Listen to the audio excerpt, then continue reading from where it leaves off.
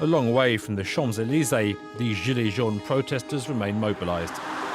They've taken over this motorway toll booth and are offering drivers free passage. On les lève toutes, point barre, tu les lèves toutes. On va parler pendant 2 heures, elles sont toutes levées. T'as l'habitude de faire ça? Non. C'est la deuxième fois. La dernière fois, j'étais l'apprenti. Aujourd'hui, je suis le formateur. Stop, c'est bon. Personne ne reste sur les routes. Tout le monde se cache derrière les barrières.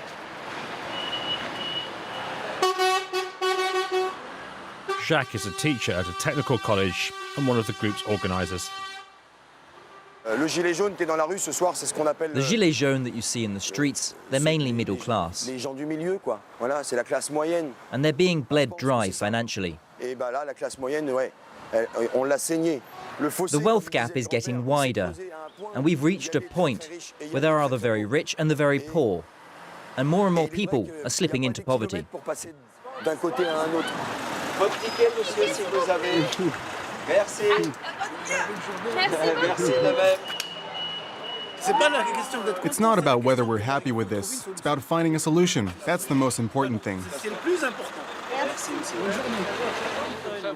Retired GERARD is in charge of collecting the tickets. He's stayed well away from the demos in Paris. We count up how much they're worth and photograph it. One day, perhaps, we'll send the bill to Macron. Chloe and Sabrina have braved the rain and tear gas in the capital. We don't need crumbs. We want a whole baguette. We need to eat. Merci, monsieur. They're not the only ones struggling. Now we're going into a terrible time of year because we can't afford Christmas presents for our kids. I'm 51 and it's like we're going back to the time when my dad gave us an orange and some cheese for Christmas. That's what we're back to. It's terrible.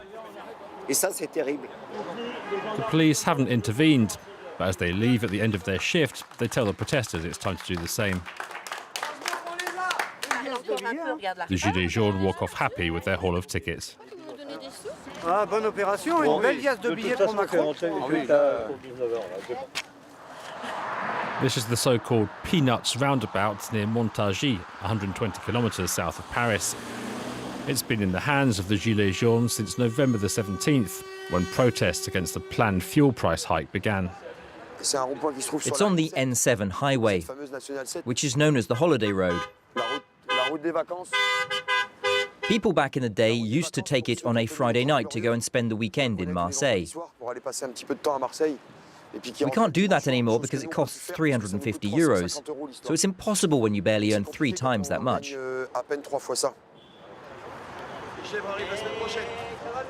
This shelter is base camp. Thomas and Virginie are in charge of logistics. Both work, but say they're no longer able to make ends meet. They say they found a sense of community here.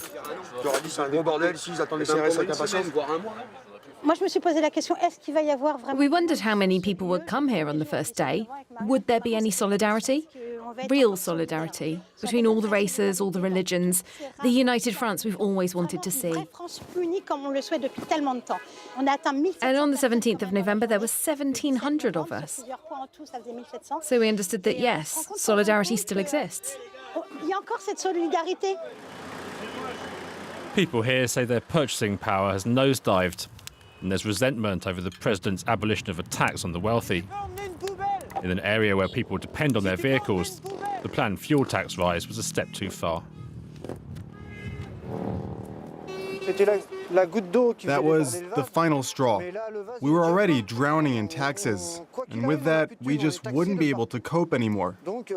Then the government agreed to freeze the tax, but that was just an attempt to shut us up.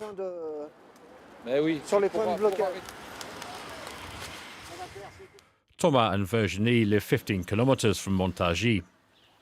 Both work irregular hours, and they say it's a constant struggle to make ends meet. We just use 1 and 2 light bulbs. If it's cold, we try just to use that heater and leave the doors open for the bedrooms. We try to save on everything. This morning, before heading to the roundabout, they check their accounts. Of course we should pay tax. But it's too much, it's over the top. They get rid of the tax on the rich and then make us pay. Something's not right. Why did they get rid of the tax on the wealthy? We're really struggling. The people on 1,000, 1,200 euros. Once we've paid the bills, there's nothing left. Thomas and Virginie have decided to protest in Paris. They say violence has become a necessary evil. If it had just been us Gilets jaunes at the protests, we'd have been tear-gassed and gone in 20 minutes, and everybody would have forgotten about us. It's hard to say this, really difficult to say, but the fact that there were vandals meant that we were noticed. It's really bad that it's come to that, but the reality is that it's because of them that people are talking about us.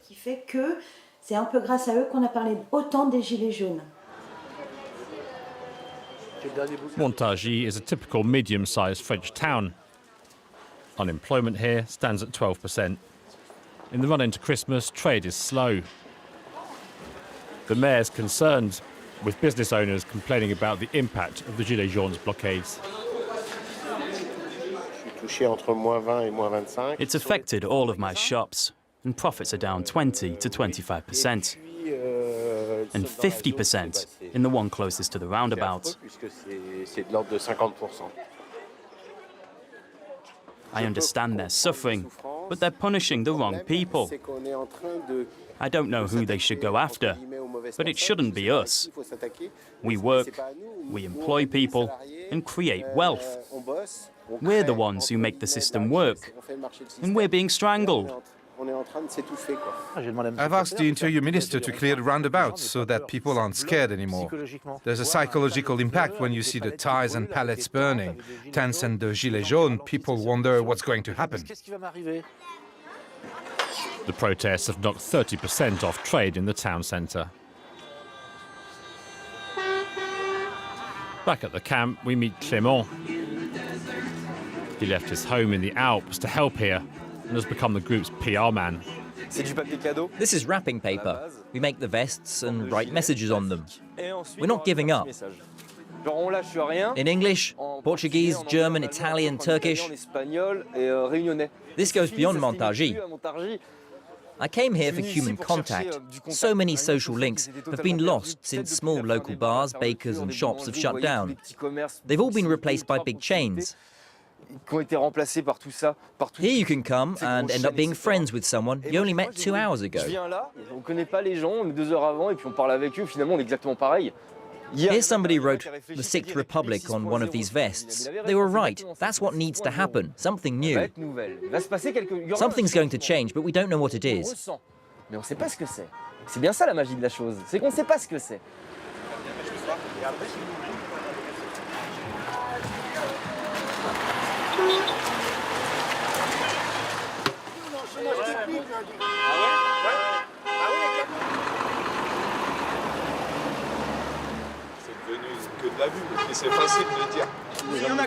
Come on, eat if you're hungry. Maybe there's not enough for everyone. We should think of those who are struggling. Is solidarity important? Yes, yes, very important.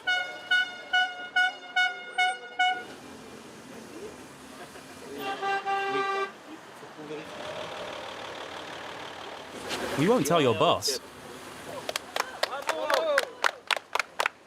They support us. Did they sign the petition? They're kind. There were 3 of them in the car and they signed. That warms my heart.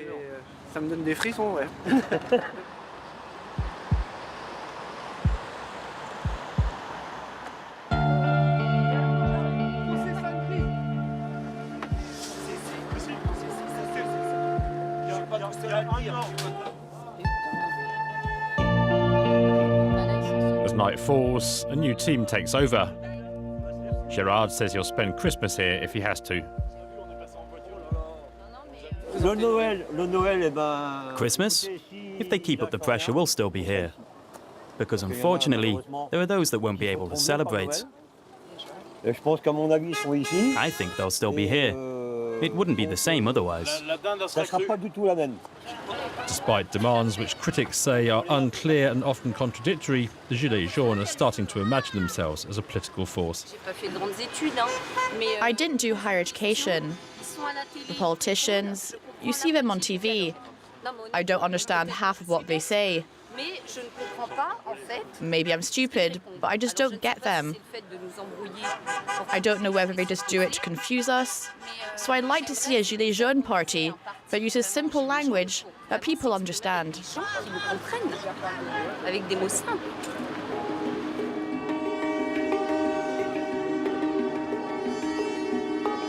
Whatever becomes of the Gilets jaunes, they've taken a nation by surprise and rocked its government.